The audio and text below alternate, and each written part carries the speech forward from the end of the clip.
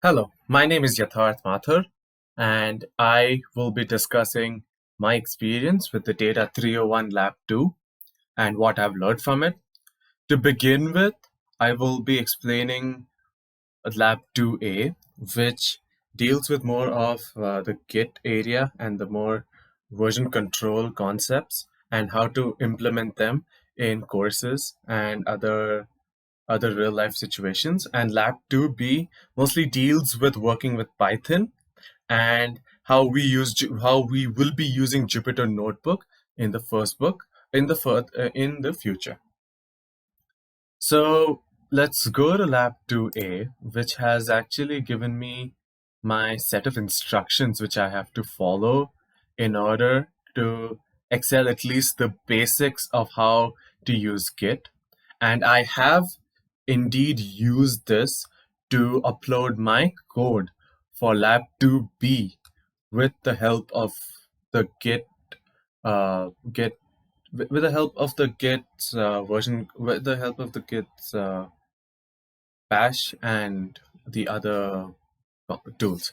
So let me just go ahead and start explaining what I understood from the main to ramping up. So I have finished all the tutorials here as seen, and this is not the first time I'm using Git.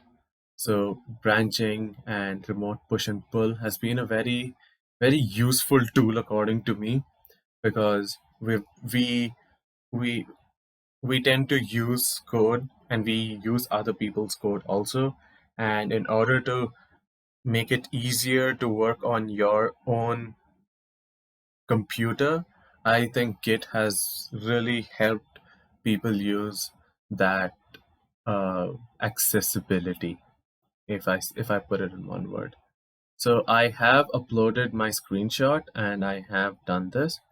So now we shall be moving to Lab 2B, which has the more interesting part.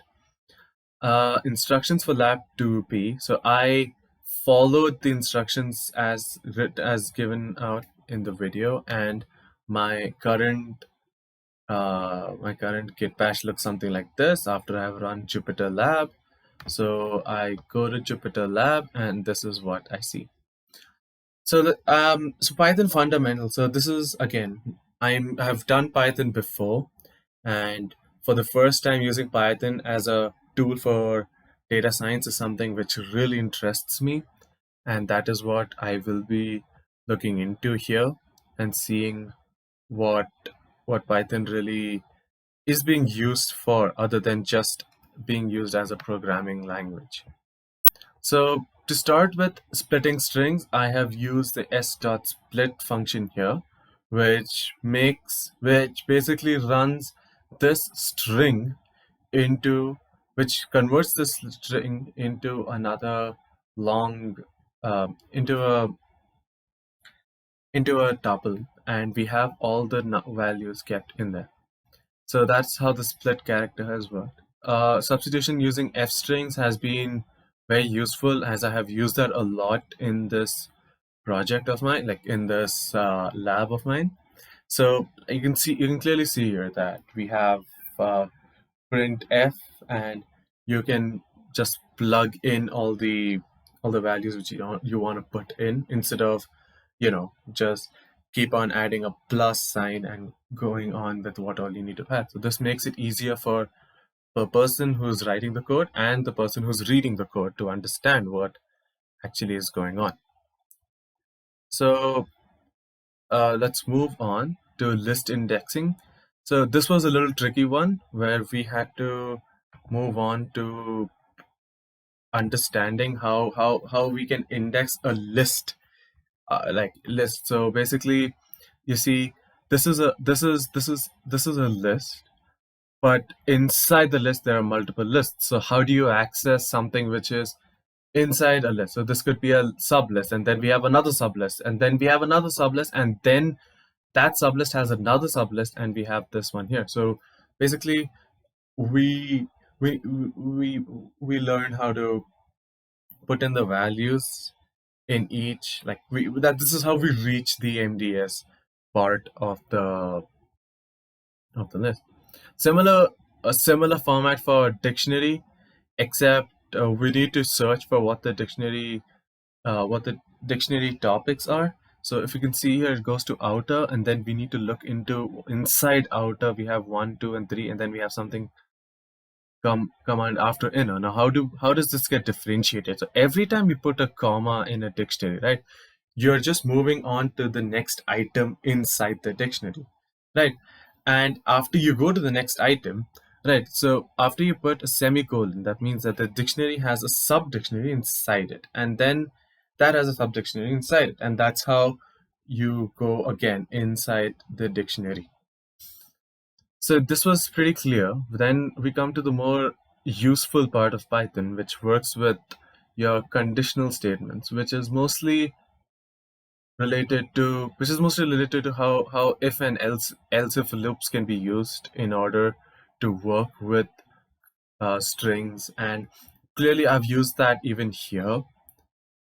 After moving from if loop, we go towards for loop, where this was a tricky one, but with for loops and if loops, I was able to build a pyramid where we can nest. These are also called nested loops. So with the for loop, we can nest in other loops, which will make it easier for us to work with. The more applicable use for data science is when we work with something like a list like this, or a table in the future we shall be using. And with the for and if nested loops, we can print out data from a specific list, or we can also call in other other functions in a list which have been defined, like for example max, min, summation, and length. And we can even do operations based on that. That's what I've done here using sum and length, like sum of data and the length of data presented in the data list I have here. Lastly, I think this is the most important one which we need to know, is that how to create a dictionary. Now, once we work with the dictionary, we need to know how to create one also. And with creating one, we also need to know how to work with one. So clearly we were given a dictionary of words here, or a story which was given out here. And with the counter method, or the counter function which I use, I was able to get out my result, which literally pointed out every single character, which printed out the character and how many times it has been. It actually gives out the count and the percentage with the total number of words out there. So that ends my video for lab 2. This is what I understood, and this is my understanding for the lab 2 recording. Thank you.